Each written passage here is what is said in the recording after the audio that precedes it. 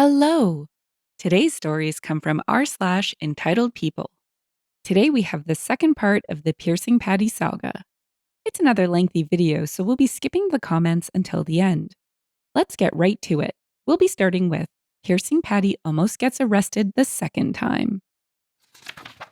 Some of you expressed how disappointing it is that I am back here again. And I agree.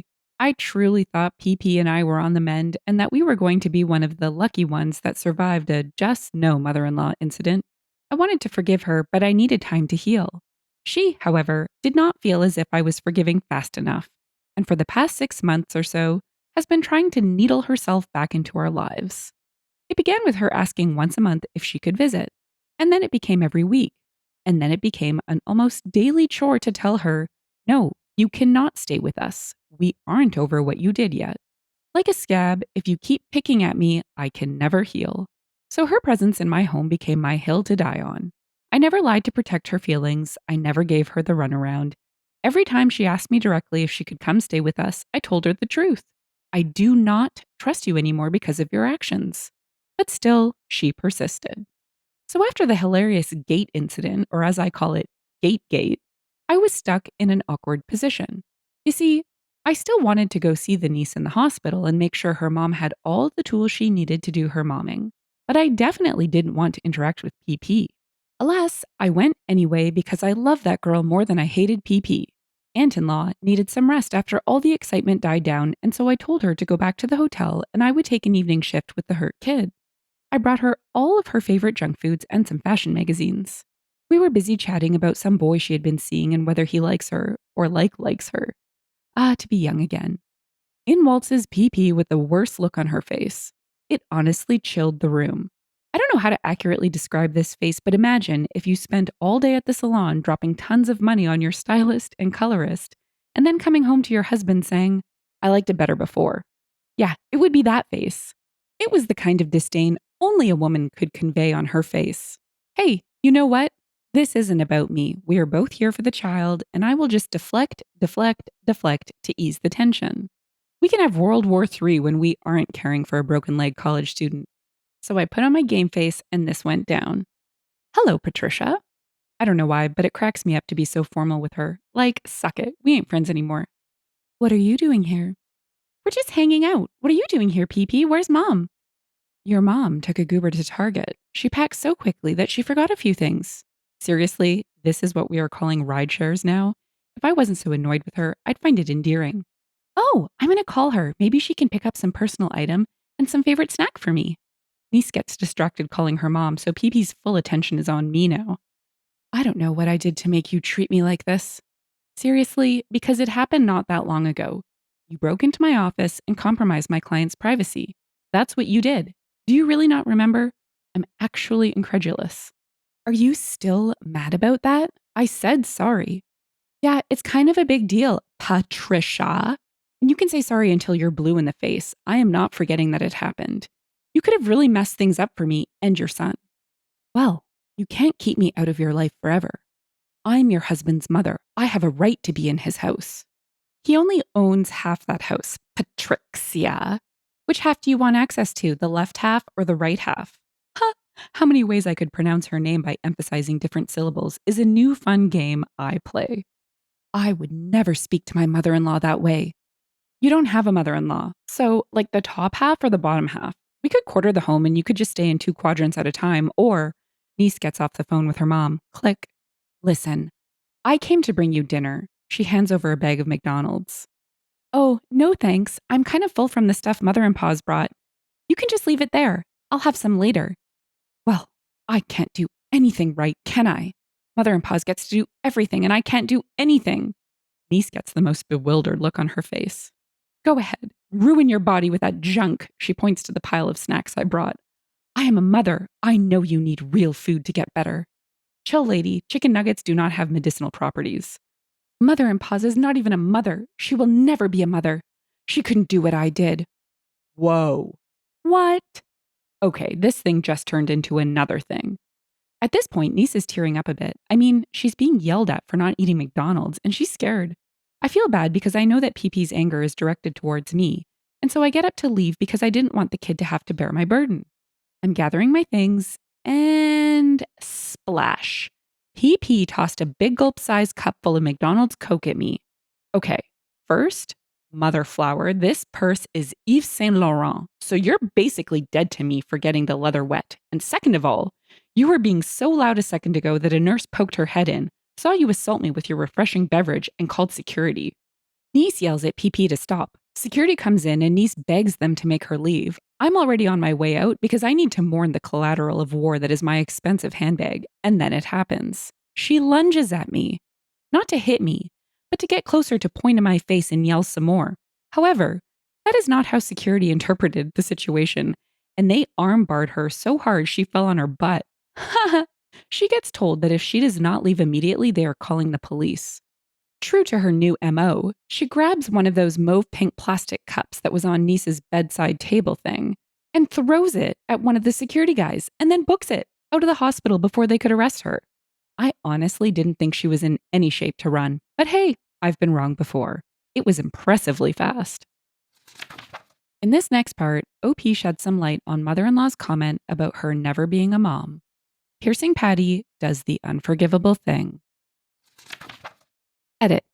No sass. I am so touched by everyone who partook in the I am not a real woman because movement in the comments.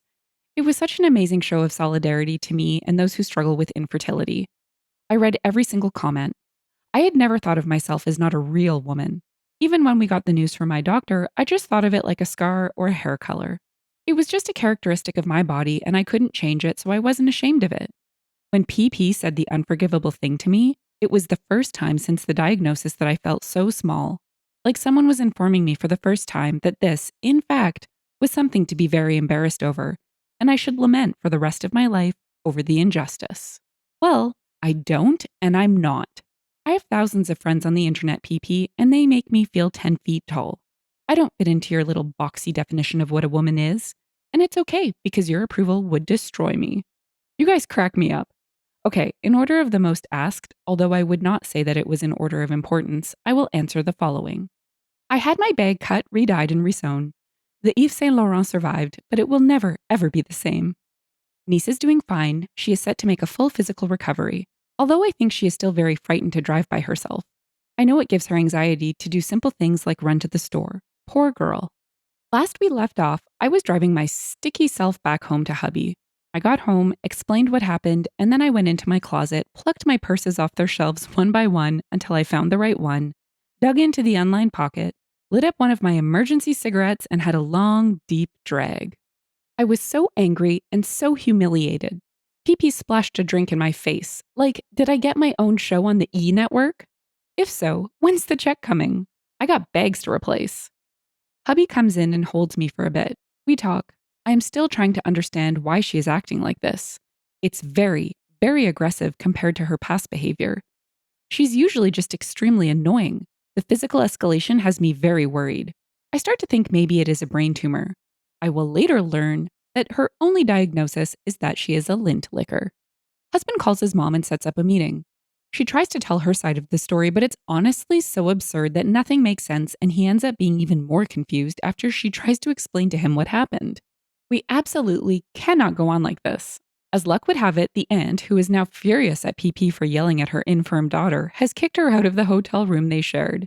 And now PP has booked a flight back to Southern State because she has nowhere to stay. Don't look at me, witch. The flight leaves tomorrow evening, so we plan to have lunch before we drop her off at the airport. Before I get to lunch, I want to share something with you guys. Hubby and I have been childless. Not necessarily child-free, but we like to travel, go to bars until late at night, and do exclusively adult things. It was a lifestyle that worked for us for a long time, but in the last year or so, I've been kind of thinking that maybe I didn't need 2 guest rooms and that one of them would make a nice nursery, you know?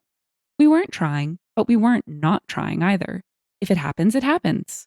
Well, nothing happened. Nothing happened for a long time. I got insecure and suspicious. Long story short, doctor says it's me. It's fine. Don't do the sympathy thing. It makes me feel like I should be sadder than I am, and I'm not sad. Okay, that's a lie. I was sad for like a second. But to be honest, the not knowing was worse. Now I can plan on doing what I always wanted to do, fostering to adopt. No skin off my back. Now back to the lunch. Lord help us all, I have court in the morning, so I can't give you guys a verbatim transcript, but the gist is this. PP has not saved for retirement, like at all. You guys, she works at a job that pays average, but would theoretically have an amazing retirement plan. However, taking advantage of this retirement plan would require foresight. I guess she just planned to work until she was dead. But then hubby put himself through school and got an amazing career and got himself a wife that works. And now we are just so rich that, of course, we would want to raise PP as our own. The end. JK, not the end. So much not the end. All the not the ends. We haven't even started. This delusional, dried up raisin thought that when we were ready to have kids, she would move in with us and take care of the baby. That was her retirement plan. So now that we know we aren't going to have any biological kids, and that the fostering to adopt option may yield in us adopting older kids that don't need a full time granny helping out, she has lost her retirement plan. In her head, all along, I was going to bag her back into my home because a newborn was going to be more than I could bear alone. She was just waiting me out. I was going to grovel. She was sure. I guess she really snapped when her son told her we weren't going to have kids. It kind of solidified that she may never be allowed back into the home, at least not via her retirement plan/nanny gig. And she became desperate to get into my house because she viewed it as the home where she would spend her twilight years. Like, I wouldn't even let you spend the duration of the Twilight movie in my house. Get out of here with that crazy idea. Okay, side note, she's also in her early 50s and in reasonably good health. I mean, I just saw you run like Usain Bolt from 2 hospital security guards, so I don't think now is an appropriate retirement age for you. You got a few tax-paying years left, PP. I was kind of stunned at lunch, so I didn't say much. Hubby was panicked because he knows it will fall on him to figure it out for her. But we both agreed that this was absolutely never, ever going to happen. It's amazing how you've been with someone so long that you can convey that entire message in nothing but a glance. Hubby told her flatly, Mom, you cannot live with us. We like our life as it is, and we don't think it's a good idea to be sharing our. And then, as if on cue, she starts crying uncontrollably, loud, heaving sobs. Whatever, bro. Keep your crocodile tears away from my club sandwich. It's got 3 slices of bread, so this is a celebration sandwich. I'm not going to let you ruin a 3-slice day for me. And then she says the unforgivable thing. If your wife was a real woman, I wouldn't have to live on the streets in my old age. Okay, I'm going to need a 4th slice of bread. You just turned my happy sandwich into a sad sandwich. Ouch. I'm a real woman. You're done. That statement really hurt my feelings for some reason. Usually when she talks, I just let the words roll right past me, but this was an act of war. PP, you can't just violate the Geneva Convention like that and expect no retaliation. Shrug. I kept eating my tiny triangles. Why do they always cut club sandwiches into tiny triangles? I was going to take a beat to address the horrific thing she just said to me. I don't respond to attacks until I know that I can articulately stand up for myself, but the shock left me a little weak. So I'm thinking about how I am going to respond because I can feel tears well up in my eyes, and I know the next time I blink, I'll be crying. All of a sudden, I am wearing my jacket, and now my arm is getting yanked, and now husband's throwing of cash haphazardly onto the table. Ah, my tiny triangles, I wasn't done. And now I'm in the car. We never responded. I never even said anything to defend myself. He shut my passenger side door, and I cried harder than I remember crying in a long time. I knew we were done. I cried because I was relieved. I really thought he'd choose to help her because she was his mother. I thought I was going to have to help retire her one day if I wanted to stay with him, but she did the unforgivable thing. And now we are both off the hook. Yay? I don't know how she got to the airport, to be honest. Probably took a goober. I never thought about that before I started typing this story. When we got home, I told him no more.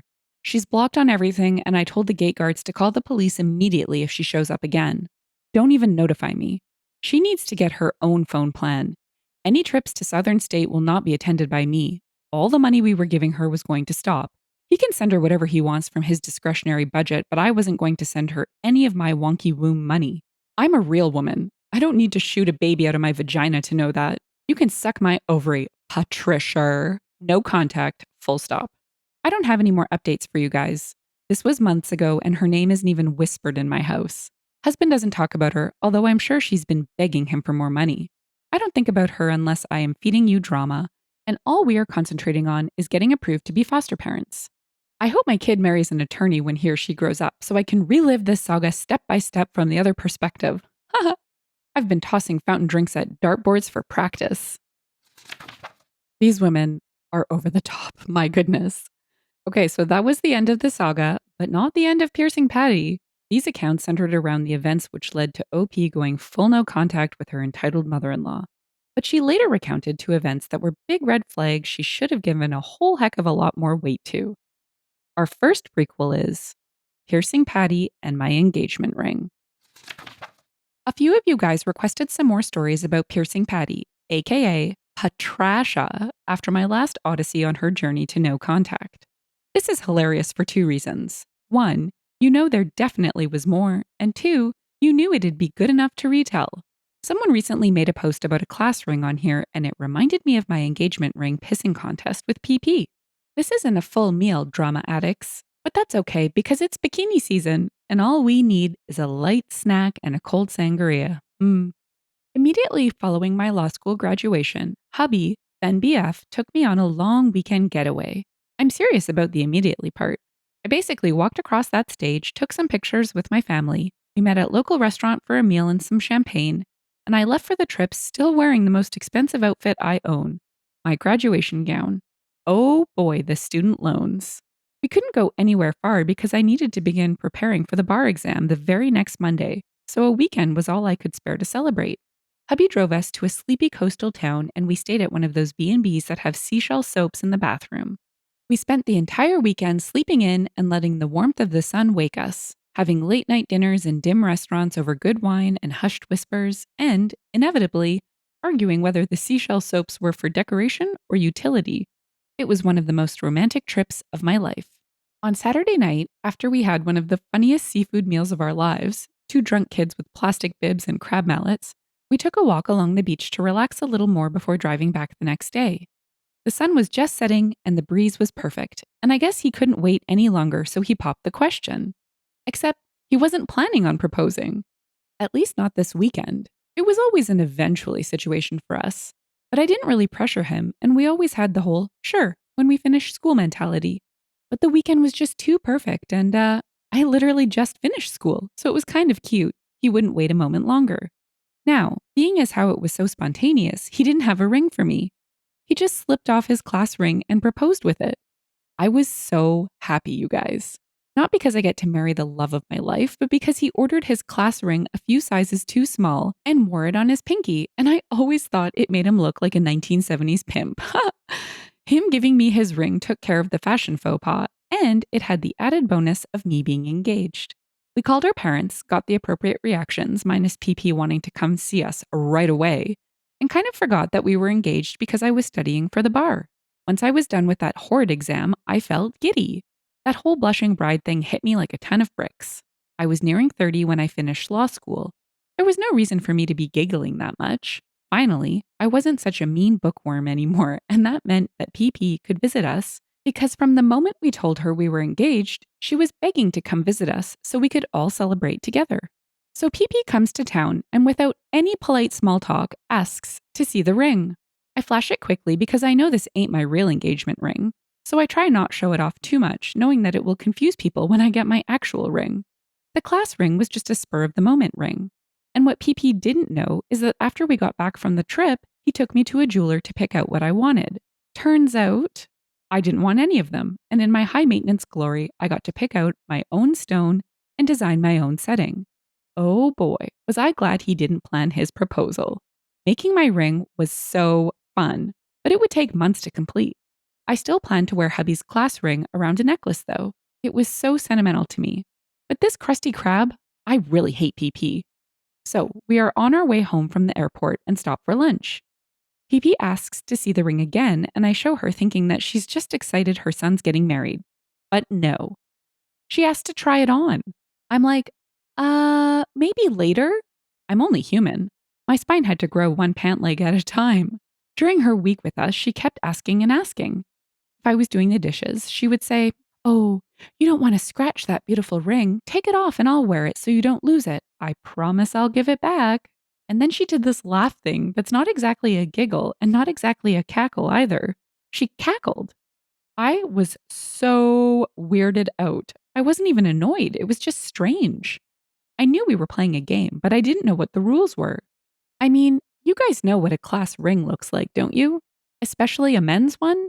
Nothing like an engagement ring. It's very masculine. The band and mount usually has engraving or stamp of the graduation year. The stone set into it is usually a dark colored, semi precious one. It was a cool looking ring, but not something I'd consider bridal. So the only explanation I could muster was she wanted to wear it because it came from her son? Ew, why? Ew, again. Do you want to be engaged to your son, PP? Barf. So all week, I had to guard my ring like it was my precious. I honestly didn't even take it off when I slept because I wasn't sure she wasn't going to sneak into our bedroom and slip it on to spite me. I know it sounds paranoid, but PP would not let up with her insistence that she be able to try the class ring on. I felt like I was at Guantanamo. She was asking me about it so relentlessly. But as you all know, if you play stupid games, you will win stupid prizes. Toward the end of her stay at Hotel de Mother and Paws, my jeweler called and my ring was finally ready. Yay! I had been waiting for what felt like an eternity. So we tell PP we needed to run an errand real quick and to watch some Netflix while we are gone. I deliberately left the ring on my nightstand knowing that I just chummed shark infested waters.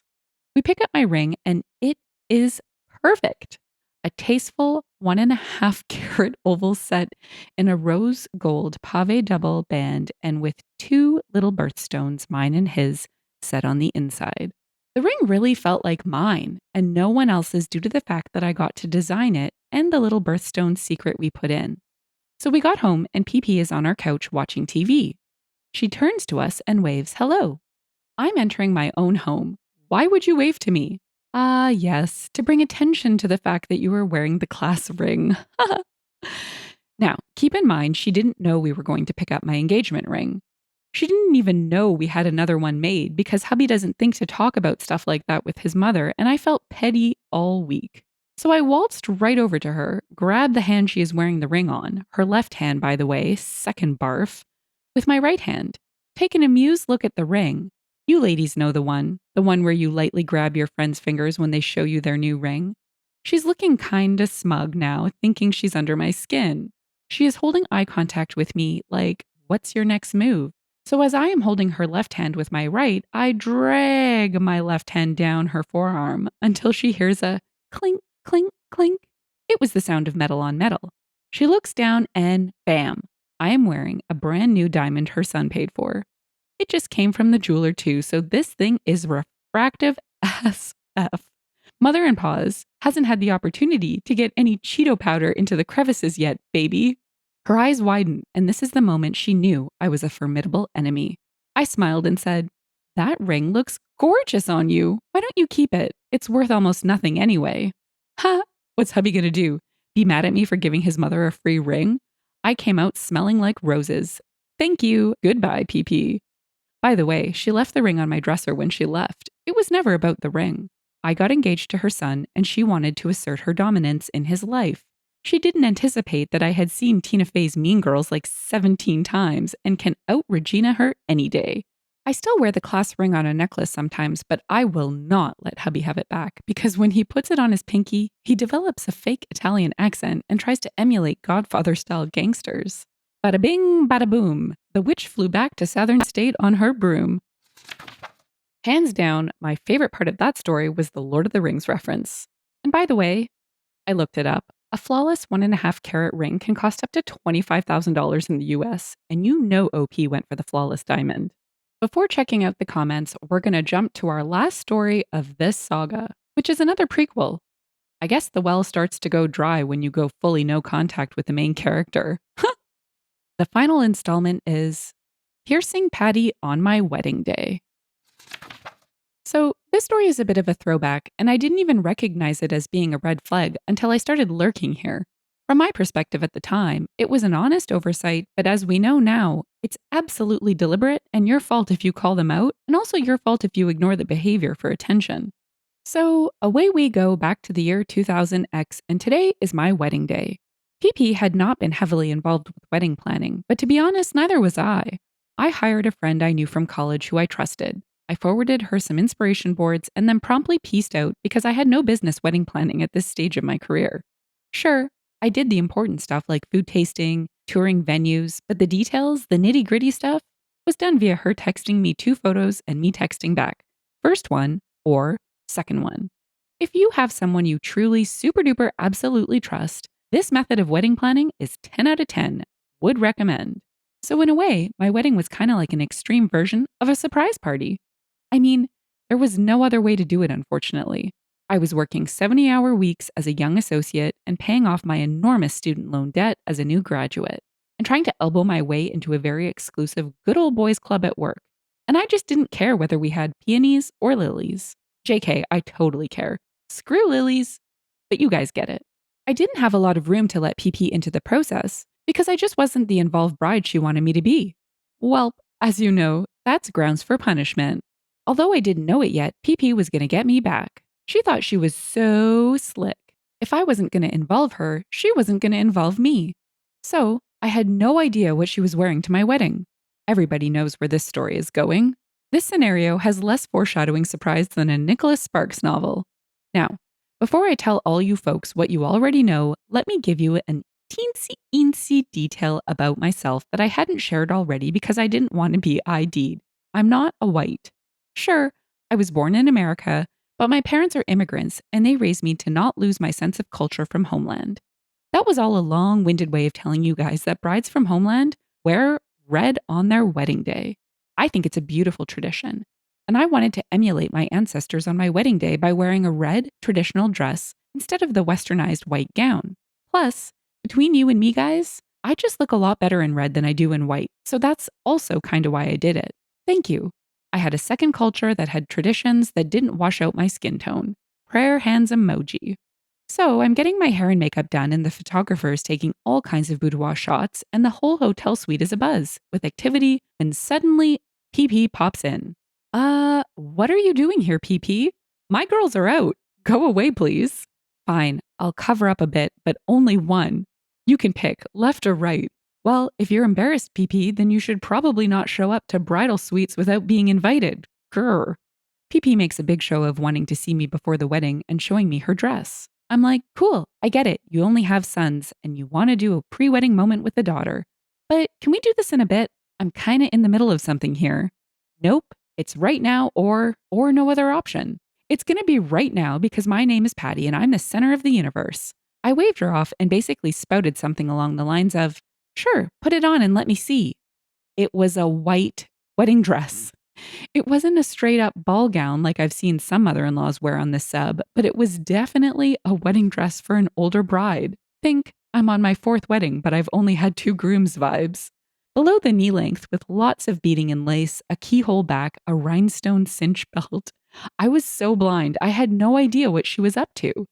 Folks, I thought she looked nice, and I was actually kind of relieved she wasn't going to show up in something more QVC like. It was, by all accounts, an elegant dress if you wanted to remarry someone else now that your first husband confirmed his years-long affair with his receptionist. I smiled at PP, told her she looked stunning, and asked if she would like to see me in my dress.